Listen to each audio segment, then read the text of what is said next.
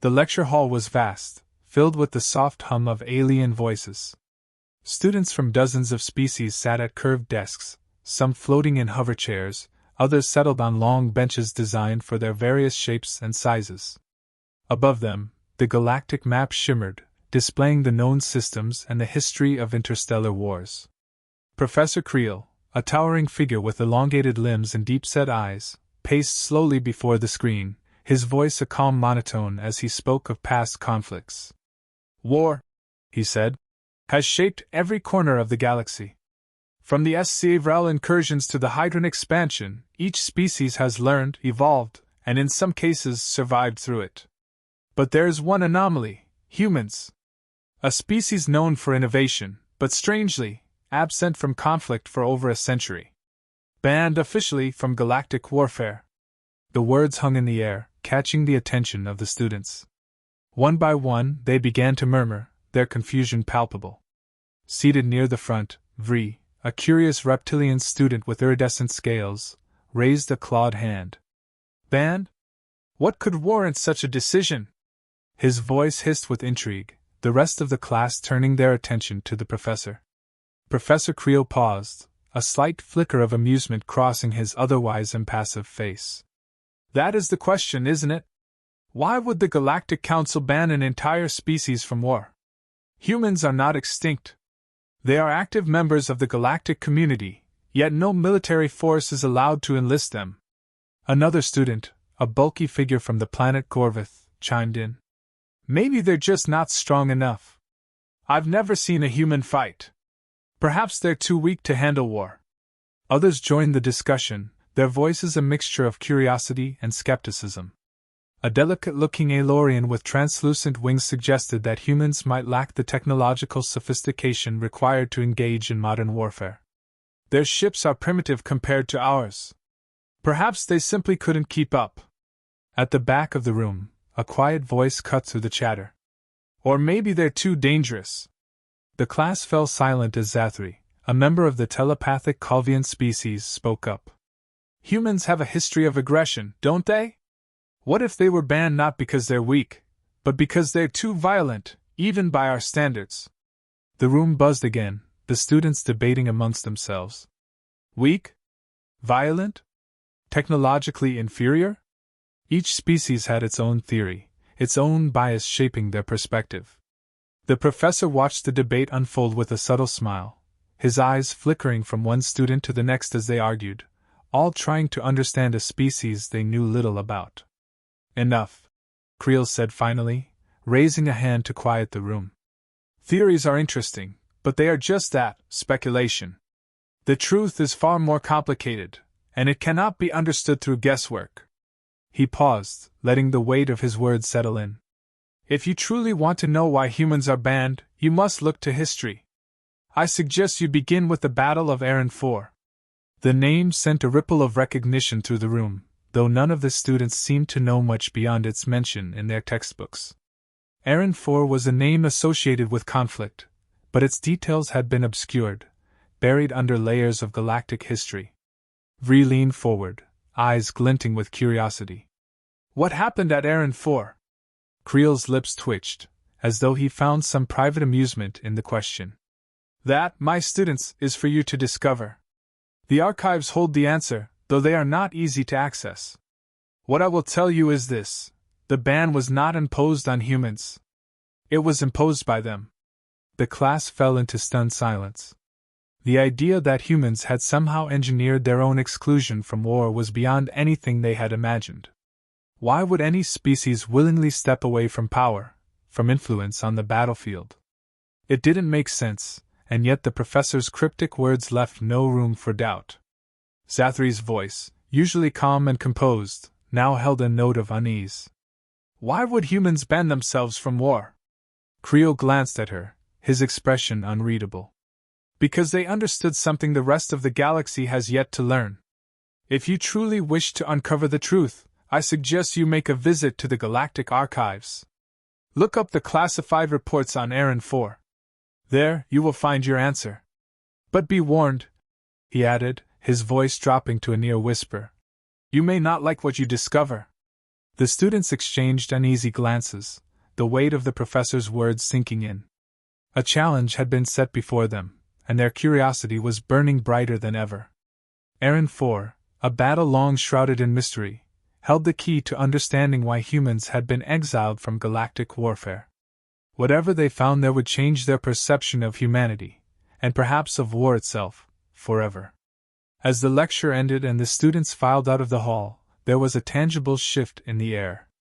What had begun as a casual curiosity about an obscure piece of history had now become a quest for knowledge, and none of them could shake the feeling that they were on the verge of discovering something far more profound than they had anticipated. The Galactic Archives loomed ahead, its structure ancient and imposing. The alien students, hearts pounding with anticipation, slipped through the shadows, their steps quick and cautious. The archives were strictly off-limits for students, especially sections containing classified war records. Yet the mystery of the human band had ignited a curiosity they couldn't suppress. The dimly lit corridors stretched on endlessly, lined with shelves holding records of every conflict in the galaxy's long history. They found the terminal they needed, its screen glowing faintly. Reactivated it, his claws tapping nervously as he navigated the layers of security. After a few tense moments, the files began to open, revealing reams of data on human physiology, psychology, and military records. As the students scrolled through the information, confusion spread among them. The physiological data wasn't impressive. Humans were average by most standards, either particularly strong nor fast compared to many species. Their psychology, while noted for its emotional complexity, did not hint at anything exceptional when it came to war. For a species supposedly banned from galactic combat, there was nothing in these files that suggested they posed a real threat. The students exchanged puzzled glances. "This doesn't make any sense," Zathri murmured, leaning closer to the screen. "There's nothing here. Nothing that explains why they'd be considered dangerous." Ria's fingers hovered over the keys. "Maybe we're looking in the wrong place. The professor mentioned Aaron 4. Maybe that's where the real answer lies." With renewed determination, they entered the search term. Battle of Aaron 4. The system hesitated for a moment before unlocking the file.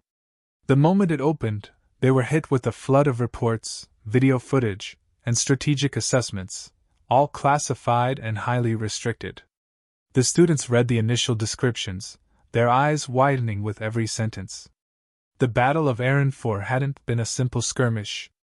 It was a turning point, one that had left the galaxy forever changed. Footage from the battle began playing on the screen. The scene was chaotic. Human soldiers, vastly outnumbered and facing a technologically superior enemy, moved with a cold efficiency. But what stood out was not their weaponry or physical prowess. It was their adaptability. As the battle raged, the humans changed tactics in real time, reacting to the enemy's every move with precision and cold calculation.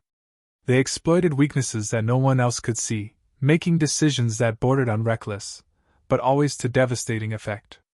The students watched in silence, mesmerized by what unfolded. The humans outmaneuvered their foes not by brute force but by using deception, psychological warfare, and an unsettling willingness to sacrifice their own in order to win.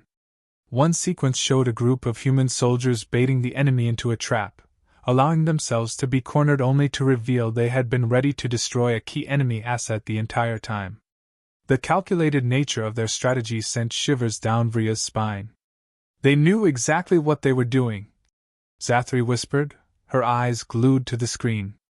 "They don't just fight, they manipulate the entire battlefield, the enemy's mind included." As the footage continued, it became clear that the enemy had been technologically superior in every way. They had better weapons, stronger ships, and far more resources. But none of it mattered. The humans had turned the tide in mere hours, exploiting every weakness with a ruthless precision that left the enemy crippled. The reports noted that the enemy command had been in a state of confusion, unable to anticipate or counter the humans' tactics. It was psychological warfare at its finest, a game of minds, not just weapons. Vri leaned back, his scales shimmering under the pale light of the terminal. "This isn't about strength or aggression," he muttered. They don't need to be the strongest. They're smarter. More willing to do what others won't. Zathri nodded slowly, the weight of what they were learning settling over her. They don't fight by the rules. They adapt, change the game as they go. And they're willing to sacrifice their own if it means winning. The final report they read detailed the aftermath of the battle. The enemy had been annihilated, their forces decimated not by superior technology but by the humans' ability to exploit every flaw, every hesitation. And yet, it wasn't just the victory that stood out. It was what followed. The humans, horrified by the destruction they had wrought, had petitioned the Galactic Council to impose a ban on themselves. They had recognized the danger they posed, not just to their enemies, but to the very fabric of the galaxy's fragile peace. Their skill in war, coupled with their ruthless strategic mind, was too dangerous to be unleashed again. Zathri's voice was quiet, filled with a mixture of awe and unease. They banned themselves. Ree looked at the screen, the final line of the report still blinking at them. Asterisk. The human ban on warfare was self-imposed, in recognition of the extreme danger their unique capabilities posed to the galaxy at large. Asterisk. It all made sense now. Humans weren't kept out of war because they were weak or violent. They were kept out because they were too good at it. Their adaptability, their willingness to bend the rules, their strategic brilliance, these made them a force no one could predict, no one could control. They weren't like the other species who sought honor or power through conflict. The humans fought to win, and they did so with a terrifying efficiency that left nothing but destruction in their wake. They knew, Bree said softly. They knew what they were capable of, and they chose to step away. Not because they couldn't fight, but because they knew the cost if they did. The students sat in silence, the weight of the truth pressing down on them. The ban on humans wasn't an act of suppression. It was a safeguard, a way to protect the galaxy from the devastating consequences of human warfare. The humans had seen the darker side of their capabilities and had chosen a different path, one that the rest of the galaxy still struggled to understand. As they closed the files and prepared to leave the archives, none of them spoke. The truth they had uncovered was far more than they had expected. Humans weren't a mystery anymore. They were a warning. The students filed back into the classroom, their expressions grim, the weight of what they'd uncovered in the Galactic archives still hanging over them. Professor Creel stood at the front, watching them with calm, knowing eyes. He had expected this. He knew they had gone to find the truth about the human ban. Yet he said nothing as they took their seats, their silence a testament to the revelations they'd encountered. Ree, usually the most talkative, finally broke the quiet. Why? His voice was thick with confusion. Why would humans, of all species, willingly choose to be banned from war? They're too good at it. They could dominate if they wanted to. The professor regarded him for a moment, then the rest of the class. You see, that's precisely the point. Most species in the galaxy view war as a test of strength, an inevitable path to power, or sometimes, honor. But humans learned long ago that there's nothing honorable about winning at the cost of your own soul. He began pacing, his voice calm but firm. The Battle of Aaron 4 changed everything. It wasn't just a victory, it was a mirror. Humans looked at the devastation they had caused, the lengths they were willing to go to win, and they saw something terrifying. Not in their enemy, but in themselves. The students exchanged uneasy glances. Zathri leaned forward, her brow furrowed. But they won. Isn't that the goal of war? To outthink, outfight, and come out on top? The professor smiled faintly. That's how most see it. But humans, after Aaron 4, began to ask a different question. At what cost? They realized that their capability to win, their ability to adapt, deceive, and sacrifice in ways others couldn't, made them more dangerous than any of their enemies. They saw the potential for endless war, a spiral of destruction they could lead the galaxy into without realizing it. And that frightened them more than any external threat. The class was quiet, each student processing the weight of the professor's words. The idea that humans weren't afraid of their enemies, but of themselves, was a concept they struggled to grasp. War had always been seen as a necessary tool, a means to an end. But now they were beginning to see that for humans, it wasn't about fear of losing, it was about fear of what winning would mean. Professor Creel continued. After the battle, human leaders came together. They saw that their prowess in war, their capacity for strategic brilliance and moral ambiguity, was too dangerous to be unleashed in a galaxy already struggling for balance. So, they made a choice. They imposed a ban on themselves, understanding that sometimes, the greatest strength is in restraint, not victory. Vria's voice was quieter now, tinged with respect. They knew they could win, but they chose not to fight. Yes, the professor nodded. Because they understood that war isn't just about winning battles. It's about what kind of future you leave behind. Humans value peace not because they're weak, but because they know all too well the cost of conflict. They learned the hard way that sometimes, victory isn't worth the price. It was their moral evolution, not their technological or strategic capabilities, that set them apart. Zathri's wings fluttered nervously as she spoke, her usual confidence tempered by what she'd learned. So they banned themselves, because they knew if they kept fighting, it would never end. Exactly, the professor replied. They saw that their ability to win wars could lead to a galaxy ruled by fear, where no one could match their cunning, their willingness to do what others wouldn't.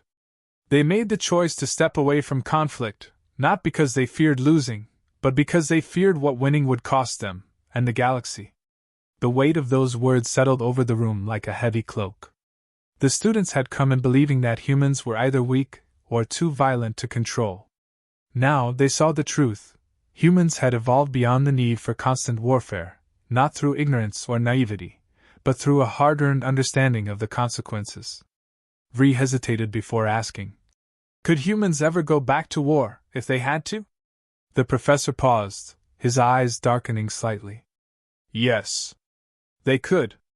But only if they had no other choice. Humans are still capable of war, perhaps more capable than any species in the galaxy. But the real danger lies in the fact that they choose peace, knowing full well what they could do if they returned to the battlefield.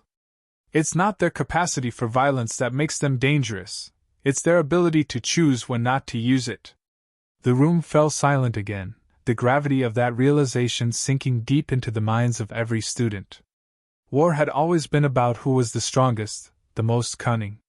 But humans had redefined strength, not by their ability to fight, but by their decision not to. They weren't weak, they were the most dangerous species in the galaxy because they knew when to walk away.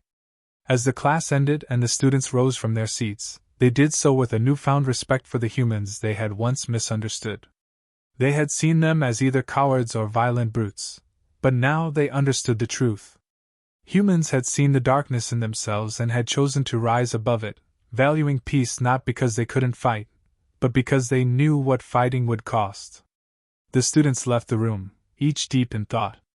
Vri, Zathri, and the others no longer viewed humans as an enigma. They saw them for what they were, a species capable of immense power, tempered by the wisdom to know when not to use it. They had learned that sometimes the most dangerous beings are not those who seek war, but those who know when to walk away from it. The lesson was clear now. Humanity's true strength lay not in its ability to dominate a battlefield, but in its restraint, in its understanding of the moral responsibility that came with power. The galaxy had feared their potential for destruction, but now it was clear that humanity's greatest weapon was their capacity for peace.